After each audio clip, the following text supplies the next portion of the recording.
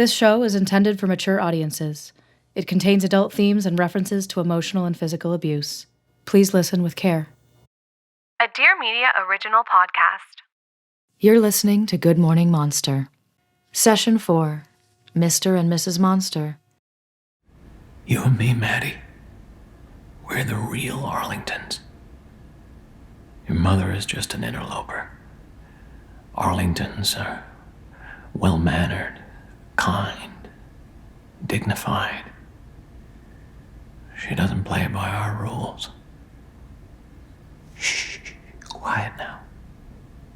Basement voices, Maddie. Basement voices.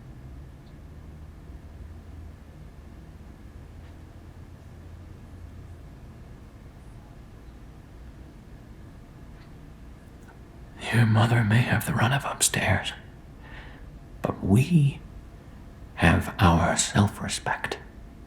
And that is the most important. Come on. Don't move. Don't move.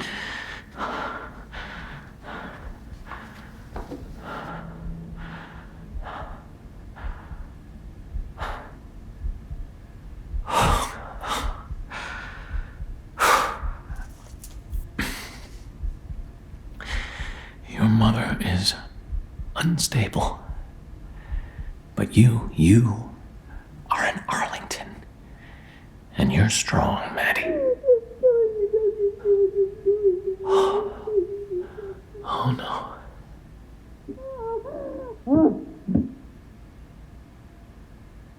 Don't worry, Maddie. Don't worry, she's gone. You want more SpaghettiOs? Be careful now. Don't cut yourself on the can, Maddie. Every child deserves to feel safe and protected by their parents. Your father was clearly intimidated by your mother, which must have made her seem all-powerful. When one parent has psychopathic tendencies, it's critical that the other parent protect the child. Well, sometimes he'd take my side of things. But if Mother went ballistic, he never took her on. We both lived in terror. Yeah, but your father is revered as a negotiator. He's a powerful businessman. I'm sure he's handled bigger threats than your mother. Why is he so scared of her? Yes, he's done business with everyone from princes to mobsters, and he always gets his price. I honestly don't know why he was so scared of Mother. From what you've told me, it seems like your father has an issue standing up to the women in his life.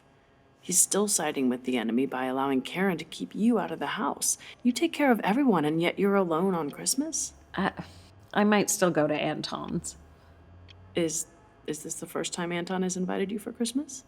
Well, he's invited me before, but I'm usually terribly busy. Most years I'm lucky if I get a single day off after Thanksgiving. It'll be just you and him? I really don't understand why you're so obsessed with Anton, Dr. Gildener. We're friendly coworkers.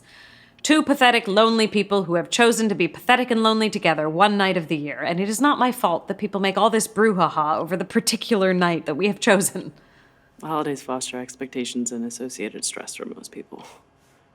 How does it feel not to have a home during the holidays, to be without family, without your father? You mentioned loneliness. Well, that's something of a leading question, don't you think? Obviously, it doesn't feel good. But there's no sense of talking about it. Especially when he's not going to change. No, that's true. We can't change other people. But talking about how their actions impact our emotions is the whole point of therapy. I just really don't like all this blame being placed upon my father. I'm really not trying to place blame on anyone. Mother is the problem. She is the reason that we are here. I truly think Father tried his best. And he's still trying to do what he can for me. Look, he brought me you. He tries to help in the ways that he knows how. If you could see how sad he looked sitting alone in that basement eating SpaghettiOs out of the can. That's where I found him after Karen destroyed the antiques too. If you'd just seen how tragic he seemed, I don't think you'd demonize him quite so quickly. I'm not trying to demonize him. I'm trying to show you patterns of behavior and explore how those patterns have impacted you. Maybe my father has a pattern of not standing up to terrible women. He was strong in so many ways, and yet they effortlessly incapacitated him every time. But doesn't that make him more of a victim than a villain? Parents can be victims and still fail to protect their children. I really don't think my father was the problem. In comparison to my husband Joey, my father looked like the best man in the world. Why did you marry Joey? Honestly, I thought Joey was an antidote to my snobbery. He was the polar opposite of me, the child of immigrants. He grew up on the streets. He had a real tough guy energy. Joey never took shit from anyone. I thought he'd protect me from my mother.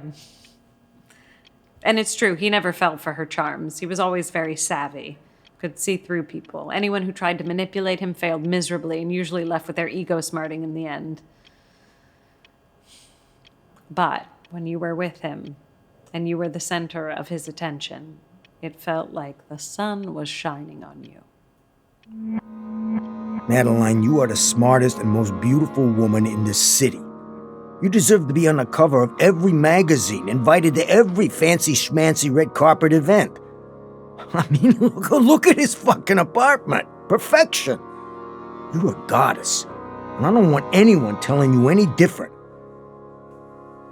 I'm sorry if your mom can't see that. She's got to be out of her mind. But really, who needs her? You got me. And aren't I enough to make up for that? Come here. At first, he made me feel like a goddess. In fact, he referred to me that way frequently. He showered me with gifts and compliments. It was the first time I'd been really wooed like that. At first. Wasn't long before he realized I didn't deserve his love.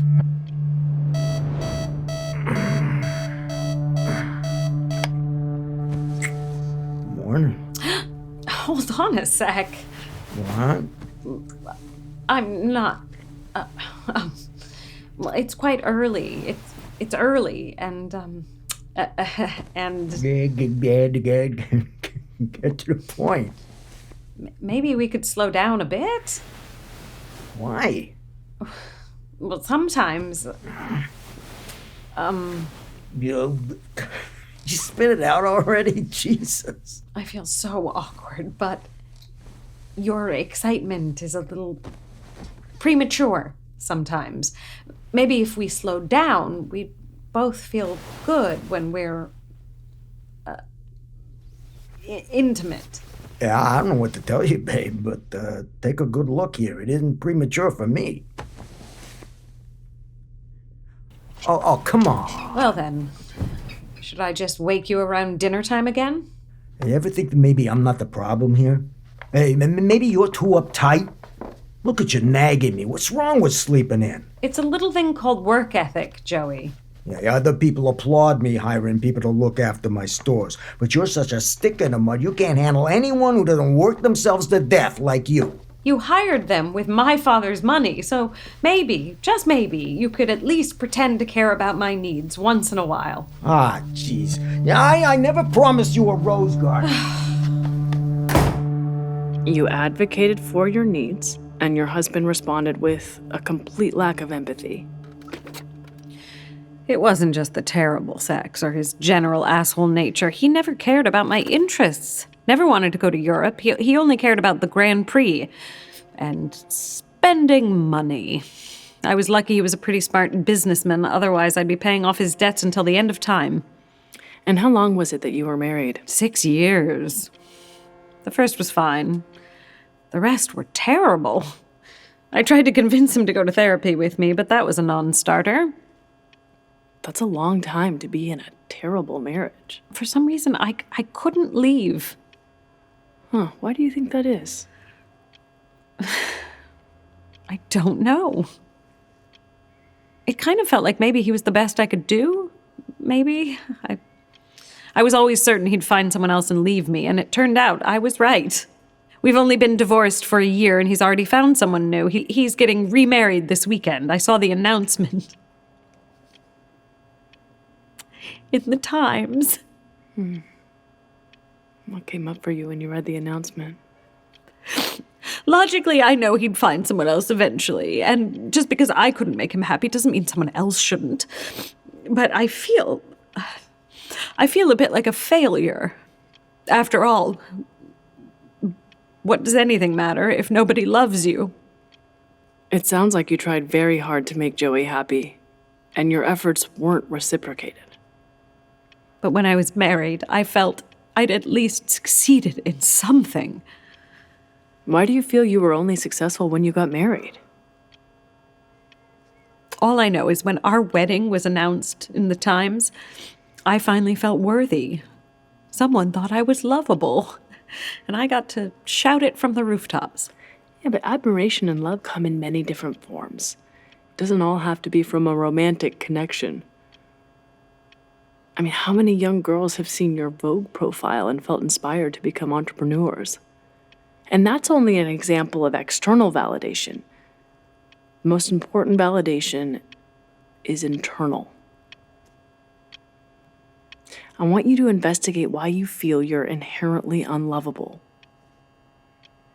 I don't know why. It just feels true. Well, feelings can be deceptive. And if we spend an extended period of time living in unhealthy thought patterns and feelings, they can feel natural, safe even. It doesn't matter if they're unhealthy thought patterns because I deserve to end up alone. Why? Oh, you know why. You talking about the affair? Yes. Okay, well, are you ready to talk about it? Okay, I will tell you about the affair with Alexandru, but I swear, if you try to justify my infidelity, I will lose my faith in you as a psychologist. Unfortunately, I can't promise I won't put your affair in context, Madeline. Infidelity never happens in a vacuum. There are always extenuating circumstances that lead us down that path. Okay, fine, but also please don't judge the man I chose. I know Alexandru isn't the handsomest, or even the smartest for that matter, and currently his only job is to get coffee, and he even manages to fuck that up. Sometimes I wonder if I should send him back to the packing department. If one's determined to buy a ticket to Sodom and Gomorrah, you'd hope there'd be at least a first-class piece of eye candy in it. But I was desperate, okay? Being married to Joey was an exercise in loneliness, and I have needs. Do you need anything else? Oh no, Alexandru, you should go home. I can manage solo. I get dinner? Cucumber water? Cucumber. Cucumber. Yeah, water with cucumbers. Oh, cucumber water. That's okay. I can just order in. Seriously, go home. Get some sleep. I'm happy to stay. I admire your work. I learn. I remember being so taken aback by how flirtatious he sounded. He sat down on the floor next to me, too close to be friendly. I could feel his breath. He seemed to really care about antiques. And I could tell that deep down he was kind. We ordered food, had a couple bottles of wine. When you work as hard as we do, you have to treat yourself every now and again. And what year is this? That coin touched the hands of Romans, if you can believe it. Well, I believe. And now it's touched my hand. And your hand. Madeline. You most beautiful woman in whole world. You're joking. I not joke. No. My eyes see. And I love. Really? Yeah. You set souls on fire. Tuamna from Mars. We really shouldn't. I'm your boss, and it's... No. Draga Maya, just lie back. Relax. I'm happy to. Shh. Just relax. Oh, okay. Are you sure? I sure. I must taste you. Oh, okay. Oh. Oh, fuck. He actually cared about my pleasure. Quite the giver, that one. And the stamina. He single-handedly proved that it wasn't my fault that I never... with Joey. Joey was the one who was bad in bed, not me. But a few weeks later, my conscience took over. I said we had to end things, and Alexandru responded with all kinds of hysterical inanities. Madeline!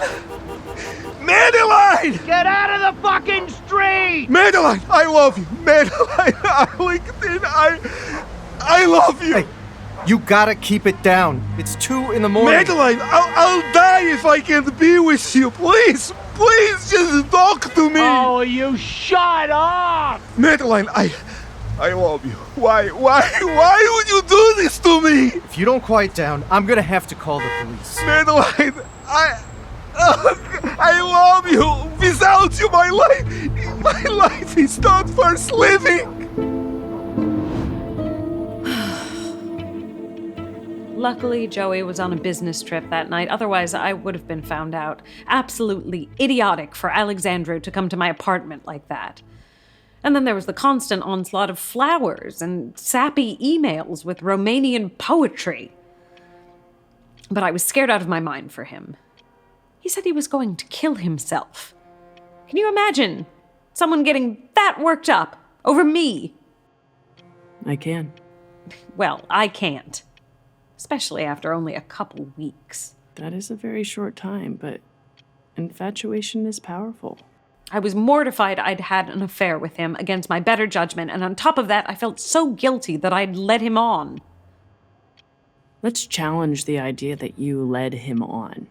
Okay, just because you didn't want the same thing out of your relationship with Alexandru doesn't mean you maliciously misled him. That's what that term implies. I mean, did you promise him anything? No. Exactly, so you don't have to carry that guilt. He wanted to emotionally escalate things, and you didn't. That happens all the time. It doesn't make you a bad person. But I still had an affair with an employee. I'm pretty sure that makes me a bad person. You felt it was a mistake, and you tried to rectify it.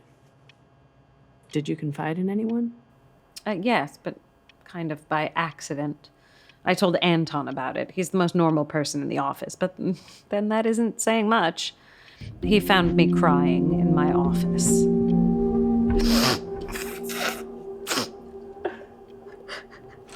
Madeline? Oh, I should knock. Oh, Anton, I'm so sorry. I need a minute. What's wrong? I swear I'm fine. Tell me. I won't burden you. I'm not leaving until you tell me what's wrong. Go on. You're going to be disgusted after I tell you the whole sordid story. I could never hate you. Just wait. Here it goes.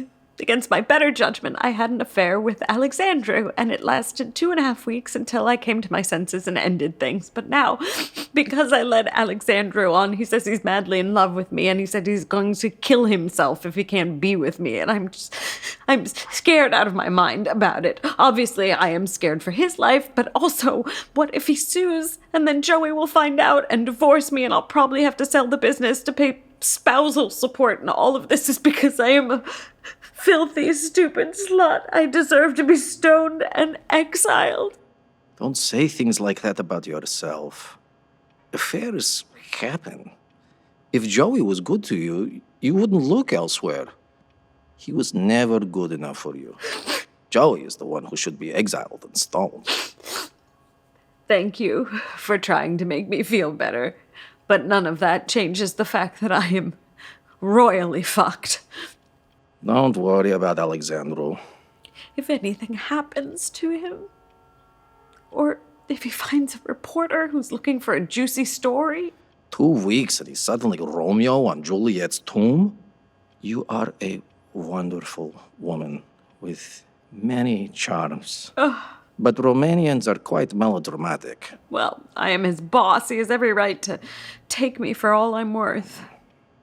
I doubt he'll try anything, because immigration would get involved. And then he too would be, as you put it, royally fucked.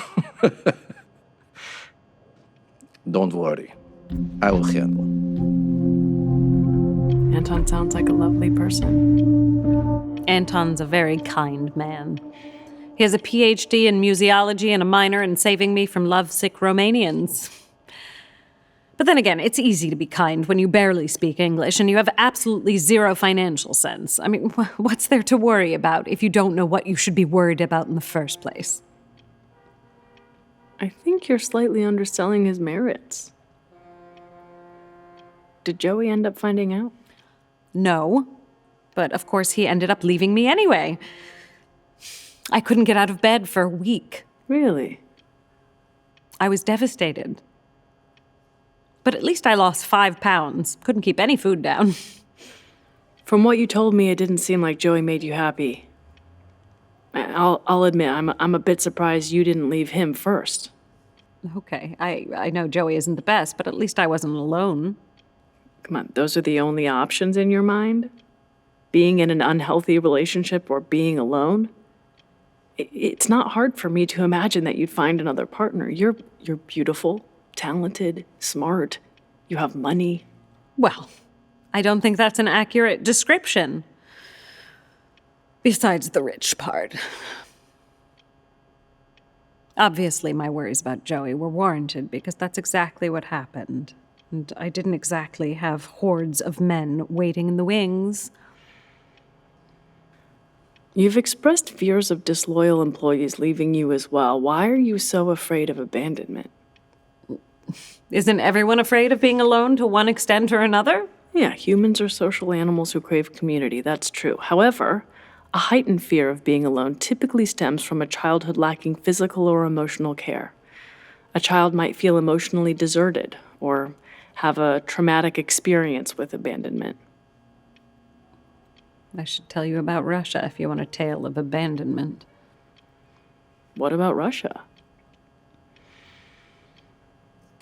No, I'm still not satisfied with the whole Joey thing. Maybe I am more inclined to fear being alone. We know I didn't get enough care of any kind as a child, but I had no choice but to stay with Joey. No choice? Why didn't you have a choice? Well, who would want me? Who else would want to be married to a monster other than another monster? Mr. Monster marries Mrs. Monster. Exactly. I know you told me not to justify the affair, but infidelity is not an unusual response to a cruel husband. In fact, I'd say it's a pretty common response, especially when you tried to get him to agree to couples counseling. Joey was an asshole, but not cruel. I was the cruel one. Sleeping with someone else while I was married, it's just like my mother. When someone who promised to love you tells you he doesn't care about your pleasure or happiness, I mean, if that isn't cruel, that's at the very least selfish and narcissistic. Maybe. In fact, he spends money like water, doesn't care if you're happy, and when you mention work ethic, he calls you a stick in the mud. Who does that sound like? He sounds like... Oh, holy fuck. I married my mother.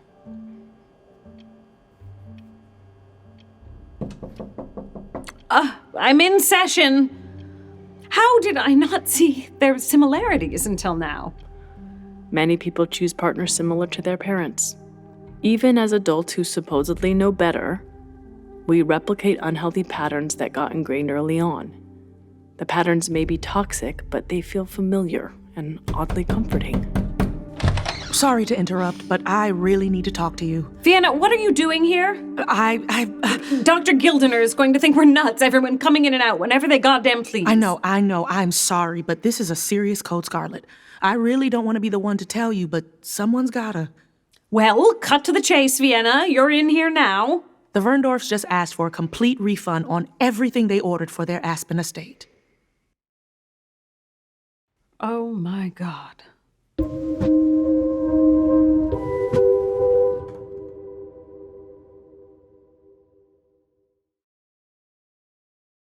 Who are the Verndorfs? Our biggest clients. Did they give you any sort of explanation? I checked every order personally. Yeah, Just spit it out, Vienna. Mrs. Verndorf said she's canceling because your mother keeps trying to get her to invite her to the house. I guess it almost sounded like Charlotte was going to show up one day with no warning.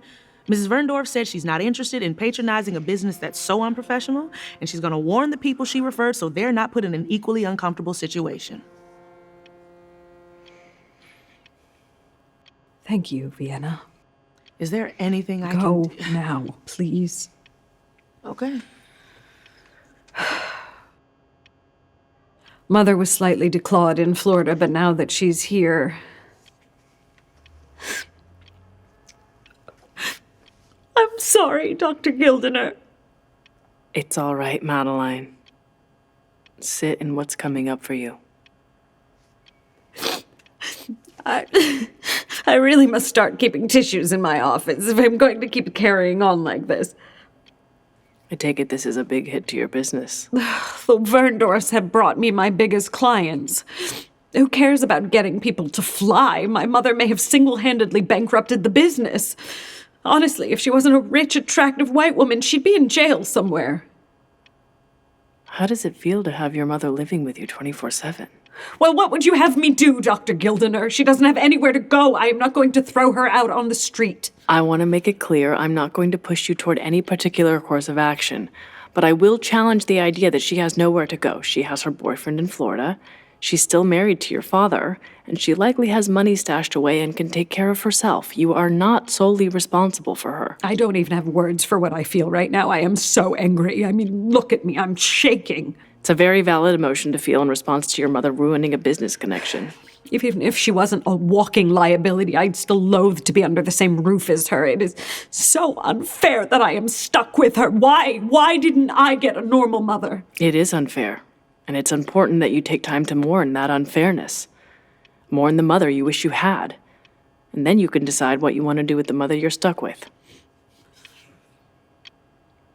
I have this huge apartment. I'd feel like a selfish brat if I didn't let her stay. I refuse to be cruel like her. Yeah, but actions have consequences. And you get to decide the consequences you want to dole out. I promise. Fair boundaries aren't cruel, Madeline. But when we first start enforcing them after a lifetime of living in a family without them, it can feel selfish. But setting boundaries is actually an act of kindness. It's an act of kindness to yourself and an act of kindness to the people in your life. We set boundaries so we can keep people in our lives. This will make me sound like a horrible person, but sometimes I think about how much easier it would be if she just wasn't around anymore. And the best thing you can do is to not judge yourself for that feeling. But somehow, despite the chain smoking, the binge drinking, the not eating any real food for over 30 years, she is the healthiest of all of us. Sometimes I think she survives on pure spite alone. Either that or she has sold her soul. It's very valid to wish your mother and the issues associated with her would just disappear. But since that isn't the case, you have to decide what to do about it. And I'm here to help you do it. We can't continue like this. If she scares off my clients, I won't even have an apartment to share. To use a flying reference, you have to put the oxygen mask on yourself before assisting others. Oh, it really is stacked against us. I don't think it's time to give up hope just yet. You're a fighter. There's really only one option. My mother has to move out.